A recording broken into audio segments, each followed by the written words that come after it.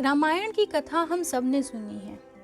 श्री राम ने रावण का वध किया, माता सीता के साथ अयोध्या लौटे और राम राज्य स्थापित किया। लेकिन क्या आपने कभी सोचा है कि उसके बाद क्या हुआ? श्री राम के जीवन का अंतिम अध्याय कैसे आया?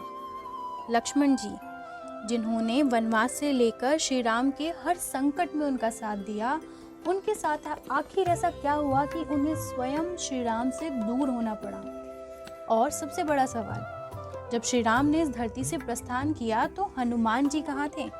क्या वो भी श्री राम के साथ चले गए थे या आज भी किसी विशेष क्षण की प्रतीक्षा कर रहे हैं? आज की इस कथा में हम जानेंगे रामायण के अंतिम अध्याय की वह भावुक कहानी, जिसे सुनकर शायद आपकी आंखें भी नम हो जाएंगी। नमस्कार दोस्तों, स्वागत है आपका भक्ति रत्न चैनल में। तो आइए आज चलते हैं अयोध्या के उस समय में जब राम राज्य अपने चरम पर था, लेकिन श्री राम के जीवन की अंतिम यात्रा शुरू होने वाली थी। श्री राम के अयोध्या लौटने के बाद राज्य में सुख शांति स्थापित हुई, प्रजा प्रसन्न थी, धर्म की स्थापना हो चुकी थी। अयोध्या में श्री राम का राज्य आदर्श राज्य माना जाता था। लेकिन समय किसी के लिए नहीं रुकता। श्री राम का पृथ्वी पर अवतार भी एक निश्चित उद्देश्य लेकर आया था, और जब वह उद्देश्य पूर्ण होने लगा तो भगवान के पृथ्वी पर रहने का समय भी समाप्ति की ओर बढ़ने लगा। लेकिन यह विदाई साधारण विदाई नहीं होने वाली थी। एक दिन श्री राम के पास एक दिव्य दूत के आने का प्रसंग मिलता है। उसने श्री राम से एकांत में अत्यंत महत्वपूर्ण बात करने की इच्छा व्यक्त की। उसने एक शर्त रखी, जब तक हमारी बातचीत समाप्त ना हो तब तक कोई भी व्यक्ति इस कक्ष में प्रवेश ना करे। श्री राम ने इस वचन को स्वीकार किया और द्वार की रक्षा का दायित्व दिया गया लक्ष्मण जी को। यही निर्णय आगे चलकर रामायण के सबसे भावुक प्रसंगों में से एक बन गया। जब श्री राम और वह दिव्य दूत एकांत में बातचीत कर रहे थे, तभी द्वार पर एक महान ऋषि आ पहुंचे। उनका क्रोध और तपोबल दोनों ही प्रसिद्ध थे। उन्होंने तुरंत श्री राम से मिलने की इच्छा व्यक्त की। लक्ष्मण जी ने विनम्रता से उन्हें रोकने का प्रयास किया, लेकिन ऋषि ने कहा, यदि अभी श्री राम से मिलने नहीं दिया गया तो वो अयोध्या को श्राप दे देंगे। अब लक्ष्मण जी के सामने एक भयानक दुविधा थी। एक तरफ था श्री राम का आदेश और दूसरी तरफ पूरी अयोध्या के विनाश का भय। लक्ष्मण जी जानते थे कि श्री राम ने स्पष्ट कहा था, इस बातचीत के दौरान कोई भी भीतर नहीं आएगा। लेकिन अगर ऋषि को रोका गया तो उनके श्राप से अयोध्या संकट में पड़ सकती थी। लक्ष्मण जी ने सोचा, अगर किसी एक व्यक्ति के कारण पूरी अयोध्या को कष्ट हो तो यह उचित नहीं होगा। और फिर उन्होंने वह निर्णय लिया जिसने उनके अपने जीवन की दिशा ही बदल दी। लक्ष्मण जी अंदर चले गए। उन्होंने श्री राम को ऋषि के आगमन की सूचना दी। बातचीत समाप्त हुई। ऋषि को श्री राम से मिलने दिया गया, लेकिन अब श्री राम के सामने एक ऐसी प्रतिज्ञा थी जिसे तोड़ना संभव नहीं था। श्री राम जानते थे, उन्होंने वचन दिया था, उसे तोड़ना उनके लिए धर्म के विरुद्ध था, और लक्ष्मण जी ने भी जानते हुए उस वचन का उल्लंघन किया था। श्री राम के लिए यह केवल राज्य का नियम नहीं था, यह उनके लिए जीवन का सिद्धांत था। रघुकुल रीत सदा चली आई, प्राण जाए पर वचन न जाई। लेकिन क्या श्री राम वास्तव में लक्ष्मण जी को दंड दे सकते थे? जिस भाई ने जीवन भर उनका साथ दिया, जिसने राजमहल छोड़कर वनवास चुना, जिसने 14 वर्षों तक उनकी सेवा की, क्या अब उसी लक्ष्मण से अलग होना पड़ेगा?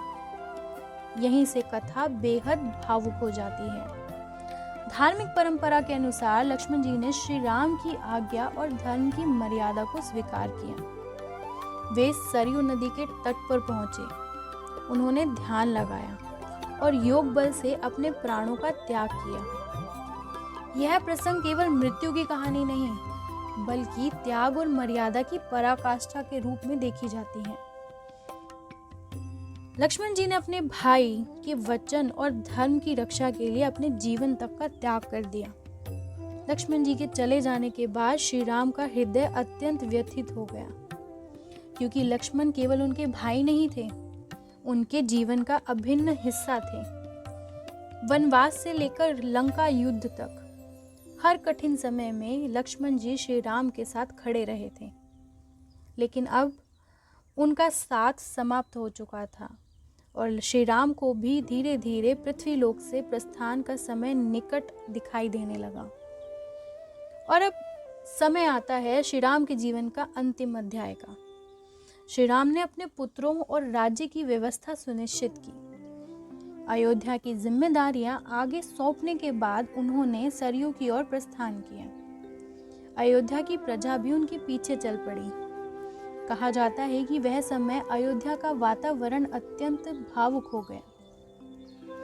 जिस राजा ने जीवन भर धर्म की रक्षा की, अब वही राजा अपने पृथ्वी से जीवन को समाप्त करके अपने दिव्य धाम की ओर लौटने जा रहा था। श्री राम सरयू नदी में प्रवेश करते हैं और भगवान विष्णु के दिव्य स्वरूप में अपने परम धाम लौट जाते हैं। लेकिन अब सवाल आता है कि हनुमान जी का क्या हुआ? यह सवाल इस कहानी का सबसे भावुक हिस्सा है। अगर श्री राम अपने धाम लौट गए तो हनुमान जी कहाँ थे? हनुमान जी को श्री राम ने ऐसा वरदान दिया कि वे तब तक इस पृथ्वी पर रहेंगे जब तक यह संसार में श्री राम का नाम और उनकी कथा जीवित है। इसीलिए धार्मिक मान्यता में हनुमान जी को चिरंजीवी माना जाता है, अर्थात वे आज भी श्री राम की भक्ति में पृथ्वी पर उपस्थित हैं। कहा जाता है कि जहाँ कहीं भी सच्चे हृदय से राम नाम लिया जाता है, जहाँ रामायण का पाठ होता है, जहाँ श्री राम की कथा श्रद्धा से सुनाई जाती है, वहाँ हनुमान जी की उपस्थिति मानी जाती है। क्योंकि हनुमान जी के लिए श्री राम केवल उनके आराध्य नहीं थे, श्री राम ही उनका जीवन थे।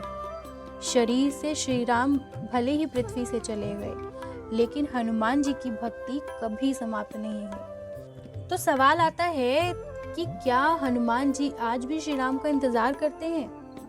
धार्मिक मान्यता के अनुसार हनुमान जी श्री राम के लौटने की प्रतीक्षा उसी अर्थ में नहीं करते जैसे कोई मनुष्य किसी व्यक्ति की करता है, बल्कि वे राम नाम, राम कथा, श्री राम की भक्ति के जीवित रहने के साथ जुड़े हुए माने जाते हैं। जहाँ राम नाम है वहीं हनुमान है, और शायद इसी वजह से आज भी कहा जाता है राम जहाँ हनुमान वहाँ। रामायण का अंत हमें केवल श्री राम के पृथ्वी से जाने की कहानी नहीं बताता, यह हमें 3 बहुत बड़ी बातें सिखाता है। पहली, वचन, श्री राम ने अपने वचन की रक्षा की।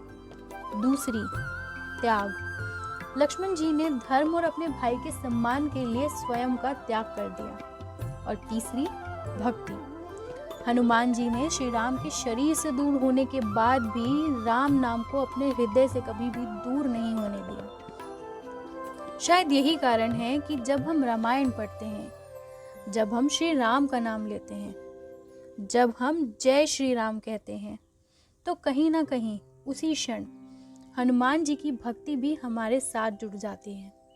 क्योंकि श्री राम जी चले गए, लेकिन राम नाम कभी नहीं गया, और जब तक राम नाम इस संसार में रहेगा तब तक हनुमान जी की भक्ति भी जीवित रहेगी।